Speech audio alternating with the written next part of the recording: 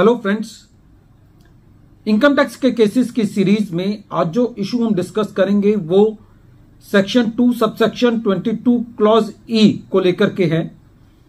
इस केस में कोलकाता आईटीआईटी की ए बेंच के सामने एक लिमिटेड इशू था कि क्या डीम्ड डिविडेंड उस एसएससी के हाथ में टैक्स किया जा सकता है जिस एसएससी के पास उस कंपनी के शेयर्स ही नहीं है जिस कंपनी से एसएससी को लोन रिसीव हुआ है और जिस पर असेसिंग ऑफिसर ये एलेज कर रहा है कि ये अमाउंट क्योंकि एसएससी को उस कंपनी से रिसीव किया गया है तो ये डीम्ड डिविडेंड की डेफिनेशन में है।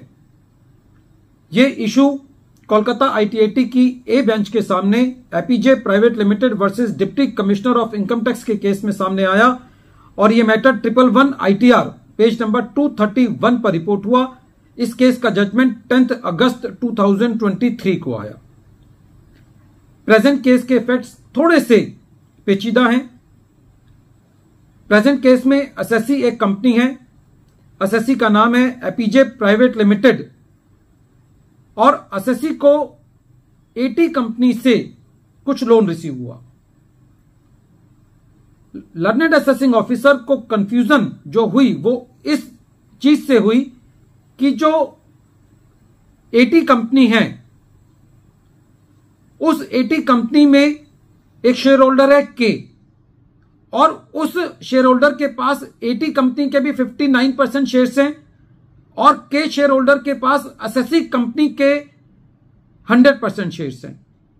इसीलिए असेसिंग ऑफिसर का यह कहना था कि क्योंकि ये कॉमन इंटरेस्ट है इसीलिए एसएससी को जो लोन एटी कंपनी से रिसीव हुआ है उसके ऊपर सेक्शन 2 सबसेक्शन 22 क्लॉज ई का डीमिंग प्रोविजन लगना चाहिए।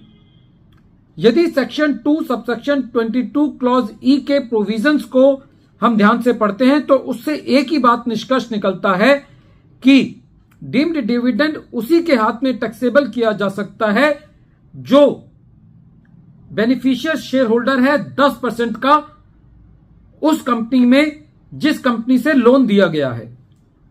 अब सेक्शन 2 सबसेक्शन 22 क्लॉज ई के अंदर मोटे तौर पे दो सिचुएशंस बनती हैं। यदि एसएससी ने खुद उस कंपनी से लोन लिया हो जिस कंपनी में एसएससी शेयर होल्डर हो या उस कंपनी ने किसी ऐसी पार्टनरशिप फर्म को या दूसरी कंपनी को लोन दिया हो जिसके अंदर एसएससी की 20% बेनिफिशियल इंटरेस्ट हो। लेकिन दोनों लिम्स के अंदर यह बात जरूरी है कि जिसके हाथ में डीम्ड डिविडेंड को टैक्स किया जाना है उसके पास 10% शेयर होल्डिंग उस कंपनी की हो जो कंपनी लोन दे रही है। प्रेजेंट केस में एसएससी को जो लोन रिसीव हुआ था वो एटी कंपनी से रिसीव हुआ था और एटी कंपनी के अंदर और एसएससी के अंदर एक कॉमन शेयर होल्डर था। तो किसी भी सूरत के अंदर जो एसएससी था उसके पास उस कंपनी के शेयर्स नहीं थे जिससे लोन चला। तो ट्रिब्यूनल का यह कहना था कि क्योंकि एसएससी बेनिफिशियर शेयर होल्डर नहीं है इसलिए एसएससी के ऊपर सेक्शन 2 सबसेक्शन 22 क्लॉज ई नहीं लगता।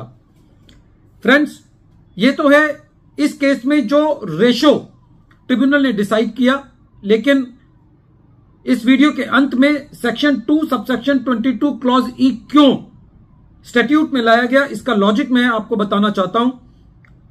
इस केस के अंदर जिसको ट्रिब्यूनल ने डिस्कस किया, किसी कंपनी को यदि प्रॉफिट होता है तो वो प्रॉफिट या तो वो कंपनी अपनी और इन्वेस्टमेंट करने के लिए इस्तेमाल कर सकती है या उसको और प्रॉफिटेबल वेंचर्स में लगा सकती है या उसको डिविडेंड के बतौर बांट सकती है। यदि कंपनी डिविडेंड के बतौर बांटती है तो कंपनी को डिविडेंड देना होता है।